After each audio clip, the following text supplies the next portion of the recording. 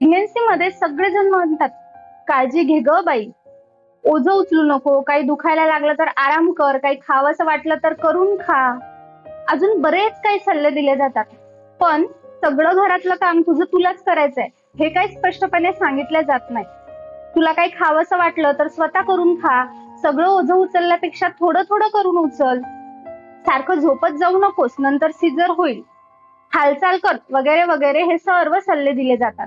तुझं काही दुखतंय का, तुला त्रास होतोय का, तू कशी आहेस, हे विचारणारा मात्र थोडेच लोक असतात.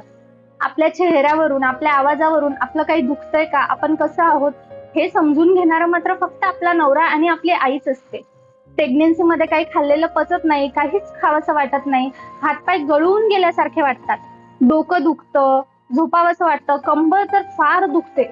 एवढं सगळं होतं तरी सुद्धा तुझं काम तू कर, असं नकळत सांगितलेलं असतं आणि फक्त म्हटलं जातं